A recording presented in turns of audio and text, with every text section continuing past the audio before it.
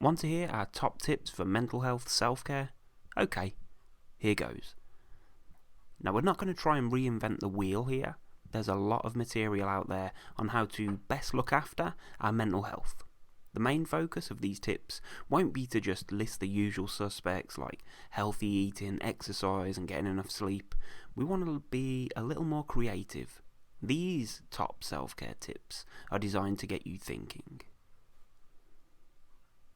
Our first mental health self-care tip is to try to anticipate, prepare for and learn from triggers. It's not really rocket science to work out that at times of stress, increased anxiety or worsening moods, how we look after and care for ourselves becomes even more important. So when you sense a potential trigger is on the horizon for a worsening emotional state, prepare. We all find our ability to think logically and to be organised is hugely impaired when we hit a rocky emotional patch. Try to have a plan in place for how you'll look after yourself. Perhaps write a couple of plans on paper, one for ongoing self-care and one for emergency self-care. Our second tip is to take abstract ideas you have and turn them into concrete plans. We all get ideas coming into our minds about how we're going to relax at some given point in time, how we're going to treat ourselves, and what we'd like to be doing that we're not doing. Now, obviously we have to be realistic. However, try to make a note of any ideas that you have that might improve the way you look after yourself. Type them into your phone and send yourself a text message if you have to. These fleeting thoughts we have about how to chill out can be very, very useful and unfortunately forgotten when we really need them again. Self-care tip 3 is set goals. Now, these goals do need to be realistic.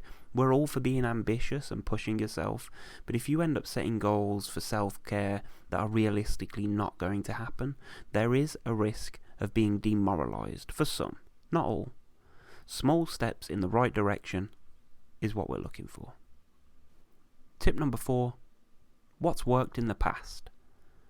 When we're stressed, anxious or low in mood, it can be quite easy to forget that with a more caring attitude and approach to ourselves, we can improve our emotional state. So before the stress, anxiety or worsening mood hits, have a think about your tried and tested ways of self-care that have helped in the past. Have them ready, or at least as a plan. As mentioned in tip 2, if we adequately prepare ourselves with a self-care plan, we can sometimes, not always, but sometimes limit the emotional carnage aggravated by our triggers. The 5th tip for mental health self-care is to think about what might work in the future. Talk to others. What do other people do to provide themselves with what they consider good self-care? It's not always obvious things. If you know someone who you think wouldn't mind you asking these kind of questions, ask them. They might just say all the things you've already thought of, but they could surprise you with 1 or 2 things that get you thinking. The 6th self-care tip is to have a think about what resources you already have at your disposal that you're not using. What do you have on hand that you might not have used just yet? Interesting books that you've purchased and never looked at? Any old favourite films that are perhaps due another viewing? Paint, brushes, maybe other decorating stuff, touch up the paintwork at home? Got any posh bubble bath? Get yourself in the tub, take time out. Those scented candles aren't going to light themselves. And that's a really nice park with stunning views just around the corner. And the last tip we have for self-care is to think about what resources you could easily acquire. Now, they don't have to be expensive, and sometimes they can be obtained for free. We all have a budget. But think about what would feel good to you, physically and psychologically. It might not be as hard to obtain as you think. Self-care is a personal matter, and everyone's approach will be different. Put these tips into practice, and they'll help sustain positive self-care in the long term. Thank you for watching.